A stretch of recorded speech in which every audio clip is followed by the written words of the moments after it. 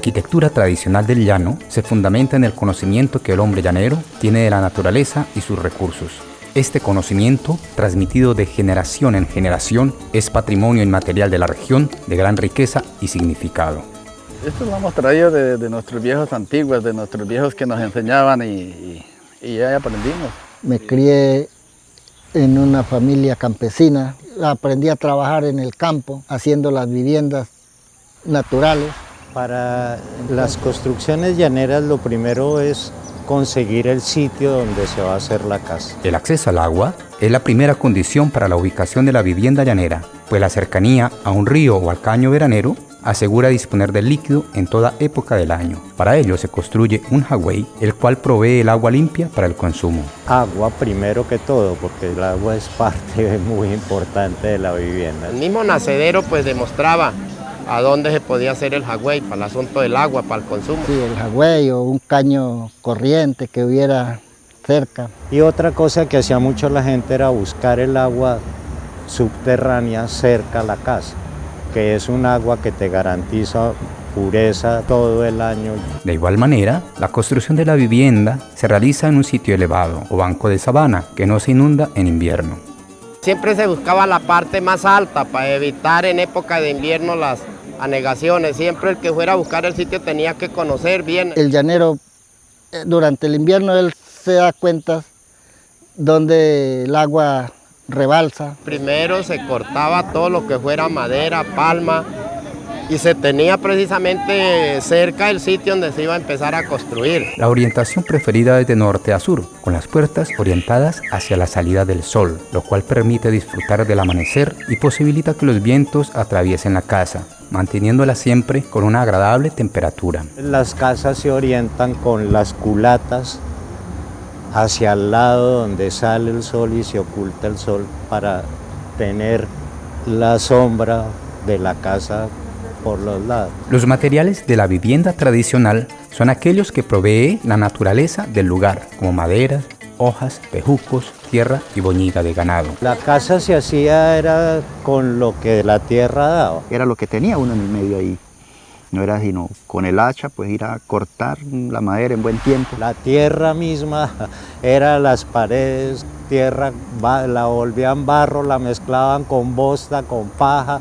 Mi papá nos enseñaba que cortando la madera en menguante pues no se picaba, no le caían cocos. Para las columnas, horcones y postes se usan maderas de corazón, que sirven para enterrar. Madera de corazón es aquella que aguanta estar enterrada mucho tiempo sin que se pudra. No le cae el comején, no le entra el gorgojo. Tiene que conseguir la madera mejor, buena, que dure como el cañofistol. Tiene que conseguir el labrel o el flor amarillo. Guarataro, de cañafistol, de algarrobo, alcornoco, labrel. El mora era el más que se utilizaba por su consistencia, por duración. Flor amarillo, abejón, que es este, que es el de los huequitos. Este es abejón, vea. El yopo utilizan el cedro, bueno, como usted quiera enterrarla, si redonda o aserrada, del palo que sea. Dependiendo también de la parte del llano donde tú lo busques. Hacia Almeta se usa mucho el congrio y hacia Casanares se usa mucho el yopo. Las estructuras de los techos son armadas con maderas de viento, livianas y resistentes. Las maderas de viento son las que van arriba, que no tienen contacto ya con el suelo, sino es arriba lo que va recibiendo la palma. Se utilizaba de majagüillo, de nigüito, de pardillo, que son las maderas de guamillo también. El sangrito, eran maderas buenas, maderas muy buenas. Y digamos el pardillo, para tirantes, sí. Y esta costa de Pauto pues era la zona del pardillo, entonces se utilizaba mucho el pardillo. Se consigue mucho nigüito, esa es una madera derecha y buena, sabiéndola cortar también en el tiempo. En toda parte era madera redonda. Este es guamo, hay unos de pardillo, hay unos de guásimo colorado. Tienen la cualidad de que no se tuercen, aunque tú las pongas, ellas no, por les pongas pesos, ellas no se van a combar. Y la costilladura, eso sí era de mapora. La mapora la tumba uno, de que esté hecha, le va sacando las estillas. estillas al largor de la amapora que sea. Que usted mire que está macanuda, que está buena, que es macana. La macana es conocida porque es negra. La macana de amapora o la macana de zarare. Esas son igualitas de buenas que no se le pican. Los amarres son bejucos flexibles y resistentes. Primero antiguamente se sacaba majagua de un palo que se llama niguito. Entonces él da una cáscara y da una majagua buena. Se amarraba con majagua y en muchas oportunidades con el bejuco chilingo. Con el bejuco chímbalo. Un bejuco que se llama Murcia. Chímbalo, porque uno le dice a los murcias chímbalo. Sí, el mismo Murcia que chilingo. Sí. Y la majagua de amapora para amarrar la palma. En diciembre ya echa a botar cueritos de eso, entonces uno empezaba a recoger. De harta amapora iba y recogía hasta que tenía grandes montones y luego se ponían en cintas. Las cubiertas o techos consisten en hojas de palma real o moriche. Por lo consiguiente esta, la palma real que llamamos. Hay otra palma que se da para el cerro que se llama una palma que llaman la yagua. Por acá en este sitio hace que unos 25 años no se conocía una casa de zinc. Todo era en palma. Había veces que empalmaban las casas también con palma esterillada, no así como está esta. Y para pisos y muros, tierra, adobe y bosta de ganado. En esa época era el adobe o el enzoropo, de misma palma. Se cortaba el adobe para hacer las paredes, habían otros que hacían el cercado para hacer el bareque que llamamos. En oportunidades se le echaba junco. Una paja especial de la sabana que es muy resistente y le daba consistencia al barro. Decían que no chiteaba. Y la tierra, ¿no? Se le sacaba la primera capa, porque como se tenía tanta raíz. La arquitectura tradicional con palmas es herencia cultural indígena y se fundamenta con la experiencia y conocimiento que el llanero ha adquirido de su entorno natural. Las técnicas constructivas se aplican según corresponda al proceso requerido y a las posibilidades de los materiales usados. Me echaba uno más de un mes arrimando materiales porque las maderas quedaban distantes de una parte a otra. Unas las conseguía en un lado, otras en otro. Entonces yo siempre alistando todo, podía ser más de un mes. Una vez ubicado el sitio, se limpiaba con pala el terreno completamente y se marcaba el sitio donde se iban a enterrar los horcones. Entonces usted coloca una estaca allá, coloca otra estaca allí, otra allá y otra allá. Extiende un hilo y lo escuadra, ¿sí? Hace un hueco más o menos aproximadamente de 1 metro, para que quede bien seguro. Luego entierra la columna aquí y entierra la de la esquina, según las columnas que usted le vaya a meter, 4, 5, 6, 7 columnas. Entonces enterró la de allá y usted enterró la de aquí, y luego le extendió un hilo por ese lado. Y sobre ese hilo entonces usted se va nivelando todas las otras que vaya a enterrar, a la medida que va dejando, y quedan de 2 metros cada columna. Y ellas se trabajan en la punta así en forma de horqueta para poder colocar ahí las soleras. Una vez que tenemos enterrados los horcones, ponemos las soleras. Las soleras ya es otro tipo de madera, que son maderas de viento. Sobre las columnas iba la solera, es esta. Tenemos los tirantes. Estos se llaman tirantes, sea bien de pardillo, sean bien de majagüillo. Son maderos por ahí de 15, 20 centímetros y sobre esas se ponen las sobresoleras. ¿Sobresolera qué? Sobresolera es unas varas largas que van por los costados de la casa, en las puntas de los tirantes, de lado a lado. Luego va los gatos que uno le dice, este palito que va por la mitad. Digamos de culata a culata. Después de que ya están los gatos colocados, vamos a colocar los pierreyes, el que está cerrado. Que es este madero que va hacia arriba a coger la cumbrera o el caballete. Y extendemos un hilo por la cumbrera de acuerdo a lo que vaya a quedar de alto el rancho, debe quedar de 2 metros, de 2,50. Luego le colocamos los puntales. Estos palitos que van allí se llaman puntales. Le montamos la cinta, lo que se llama cinta es esa guafa que va por aquí, por la mitad donde va amarrada toda la costilladura. Luego le vamos a montar los tirantes culateros. El tirante culatero es ese que va agarrado en la pura culata, en las que van de allá. Ese cuadrado que está allá se llama tirante culatero. Entonces vamos a colocar las costilladuras, que son estos que van hacia arriba, puestas en la cumbrera. La derechita se pone cada metro una vara. Toda la costilladura, bien fueran 40, 50, 30, bueno, las que se le fueran, de amapora o de zarare. Ya todo queda listo, ya es para echarle la palma.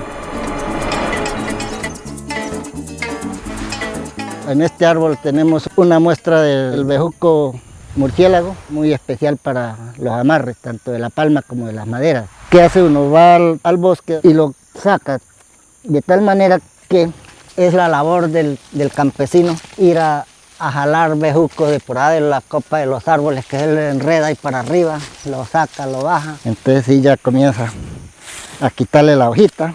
Bueno, en este caso se me olvidó el cuchillo, lo pelamos, lo partimos, que esto saca uno la cuerda. Según la construcción o la cantidad, sacaba una arroba, 2 arrobas de bejuco para amarrar las maderas. El bejuco cede, él es flexible para amarrar. Entonces ya uno amarra. ¿Qué hace uno? Mete por medio también el bejuco y ahí remata la unión. Como en el trabajo de la palma es bajarla del copo de la palma, pues después de eso iba la rayada, se hace por la parte más blanda de la hoja, lo que llamaba uno manotearla, que era verle por lado y lado. Siempre acostumbrar a rayarla y encamarla en menguante para que dure más. Encamarla parejita, bien encamadita la palma en el piso, para que como hay hojas que quedan para lado y lado, hay que arreglarlas para que queden derechas. Y le daba un mes de sequía ahí encamada para moverla. Después de eso viene la zapatillada, que es hacerle caja por la parte más gruesa a la vena de la palma. Siempre para empatillar toca redondearle la pata como para que quede como un tronco, ¿no? Pues le hace esto que le estoy haciendo. Bueno, y eso que esta patillita que se le hace a uno ahí es para añadirla con otra palma para formarla más larga. La zapatilla se corta de 4 dedos, siempre la acostumbro yo a hacer porque yo hice varias casas en la sabana. Ahí quedaría con patilla derecha, ¿no? Ahora toca empatillar para que uno pueda añadirle la otra, toca hacer otra por el lado derecho. En el empalme entonces va un tendido de aquí para allá, sale y sale allá, se devuelve de allá para acá y entonces vuelve uno otra vez a empezar. Cuando salió aquí se devolvió uno otra vez para allá. Entonces por eso uno dirige, o sea el limero dirige y uno, bueno, écheme tronco, écheme patilla, empieza, sale de aquí para allá con patilla. Tiene que ser más o menos experto en la materia para que el hombre deje bien anivelado. Los del centro solamente componen y amarran, y el de la orilla, el de la lima, es el que va, como que dice, dirigiendo todo, ¿no? En la posición que él cuadre la palma, ya la otra, la del centro, los otros se guían por eso, sí.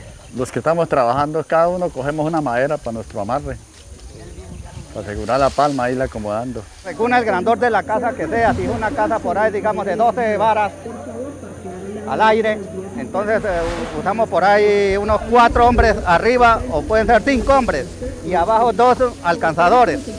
Uno se hace a un lado, el otro al otro lado. Cuando llegó el corte allá, pidió la palma allá, el limero de allá pidió la palma. Bueno, después de que ya se empalma el rancho, queda lo que es el caballete arriba. Ese ya toca ya con la palma 2 tendidos por encima, 3 tendidos por debajo. Hasta 20 años dura una casa bien empalmada, bien tupida.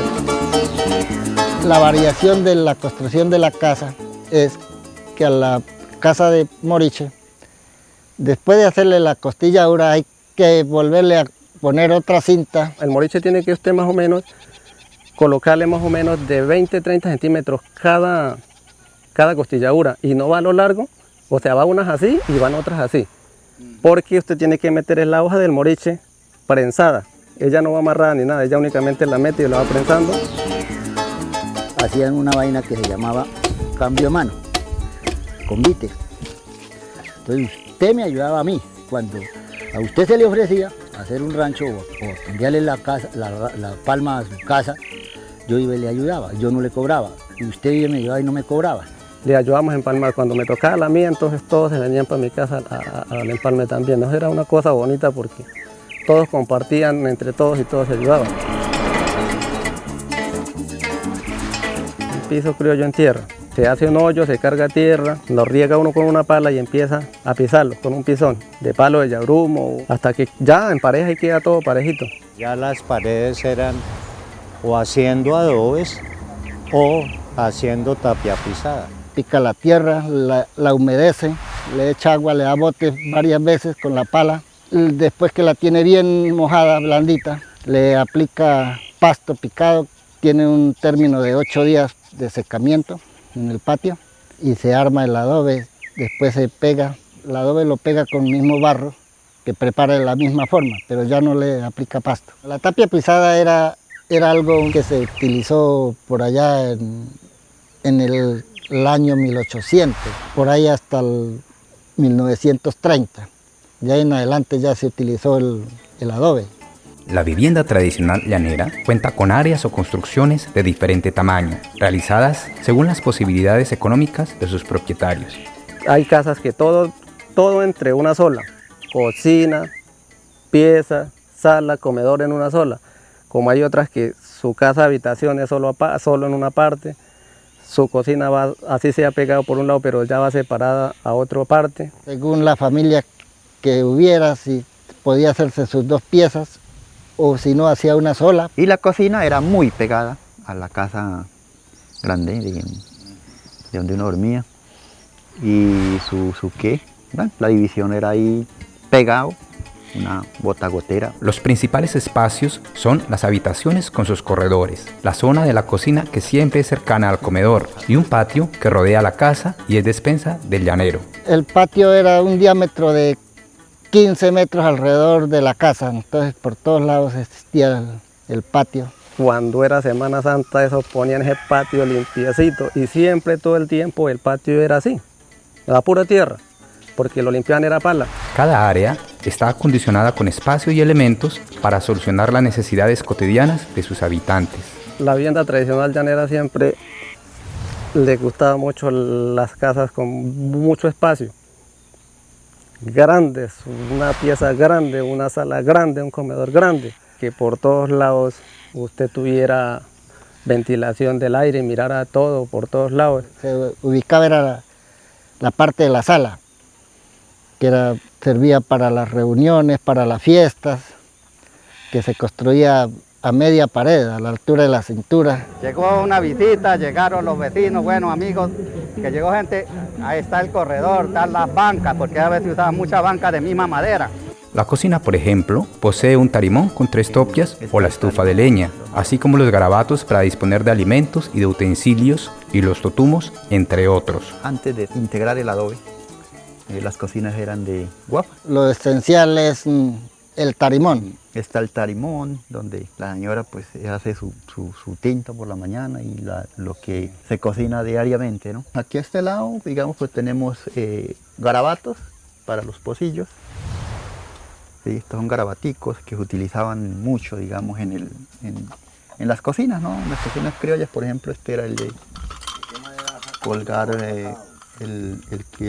todos esos pocillos que tenían uno, entonces los colgaba uno ahí. Cuando la casa es en adobe, entonces se hace la ventana como ventilación y para alcanzar hacia el lado del comedor era para pasar los platos también. En el comedor está la mesa, puede ser también una trojita, se hacen las tablas de unas bancas o troncos de madera. Y la tinaja para el agua de tomar era en el lado del corredor, el comedor. El chinchorro iba en caballeriza, en la sala de descanso. Una construcción muy importante es la caballeriza.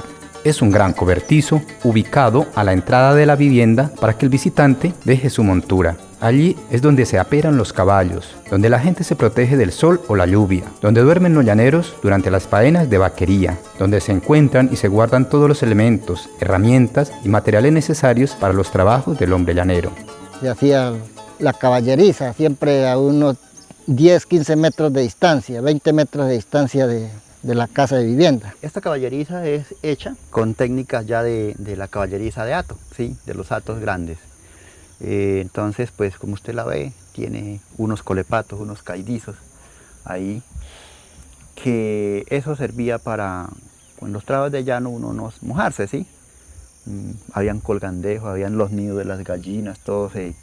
Y mi mamá, que ella cocinaba jabón, entonces en la caballericita que había, pues ella tenía su mapire, tenía sus cosas, digamos, para cocinar el jabón. Toda la gente llegaba, digamos, los trabajadores de llano que trabajamos en los hatos, llegábamos a este lado, todo era colgando sillas y sogas, ¿sí?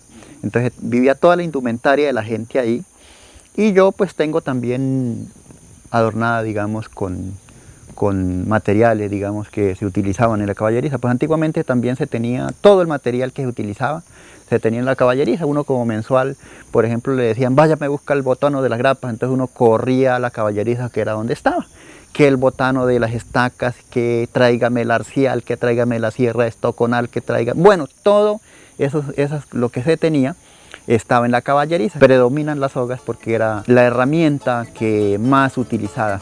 De esta forma, se puede decir que el conocimiento tradicional relacionado con las construcciones en el llano es la acumulación de un saber empírico, heredado a través de las generaciones, por medio del cual el hombre de sabana ha hecho aprovechamiento sin abusar de los recursos disponibles en su medio. Nunca se tumbaba un palo verde, siempre se buscaba un palo que ya no era más de ahí, que se conocía porque se le echaba a anidar el comején, se le empezaban a mirar huecos, entonces ese palo ya lo utilizaban porque ya no era más de ahí, ya iba en pérdida. Muy amigable con el medio ambiente porque tú no estás alterando nada. Y es muy fresca, muy térmica. Si hace mucho sol adentro es fresco, si hace mucho frío adentro es calientico. Lo que hemos venido trabajando y lo que hemos escuchado por parte de los conocedores de la construcción, nos hemos dado cuenta de que en realidad el hombre de llano no daña el medio ambiente. En realidad él se preocupa, lo mantiene para vivir como en armonía. Es un modelo de vivienda autosostenible y de gran importancia cultural para el hombre llanero. Es un patrimonio inmaterial que debe protegerse. Es necesario reactivar su transmisión a las nuevas generaciones y buscar puentes dinámicos con el pensamiento científico y la práctica arquitectónica contemporánea. Es algo muy predilecto darle a conocer todas esas costumbres anteriores a la juventud para que ellos se den cuenta que no solo lo que vemos hoy existe, sino que han existido más tradiciones antiguas y que sobre esas hemos vivido. Y yo creo que este es un momento de empezar como a reconstruir un poco el tema cultural y ancestral de nuestros antepasados para que no se pierda totalmente, digamos, la identidad. Estos espacios que nosotros podemos tener para poder ir a visitar y conocer de primera mano la información y saber en realidad de verdad cómo fue que ellos empezaron a construir, pues es algo que en realidad nos llena. Nos enriquece personalmente y culturalmente, y también está muy relacionado a los procesos arquitectónicos actuales, que se parecen desde algún punto de vista. Lo que nosotros debemos hacer es no dejarlo perder, porque somos jóvenes y nosotros somos los que nos vamos dando pasos cada vez, y es nuestro deber recuperarlo. Me decía el Señor, yo le decía, ¿usted a alguien le ha enseñado? Me decía, sí, le enseñé a un hijo, pero mi hijo murió. Y yo decía, cuando este señor muera, entonces, ¿a quién le va a quedar ese conocimiento? En cuanto a los conceptos y los materiales que hemos conocido, las técnicas que se han implementado, como que tratar de reflejarlas en algún proyecto, o si sean todos los proyectos que podamos realizar. Muy enriquecedor para las generaciones, digamos, para los nuevos arquitectos o para las nuevas generaciones. Si perdemos nuestra cultura, prácticamente estaríamos perdiendo como lo que somos como seres humanos. Nací en un rancho de palma a las orillas del Pauto, oyendo el ruido del agua cuando golpeaba el barranco. Me arrullaron en las noches aves con sus lindos cantos, güereres y alcaravanes, bujios, carros y tautacos. En las mañanas, algarabía de chenchenas, cantaban los gallos finos y relinchaban caballos. En el estero, qué bonito se veía, volando con alegría, garzas, gabanes y patos. Y fui creciendo, enamorado de mi tierra, trabajando de mensual y jornalero en los años.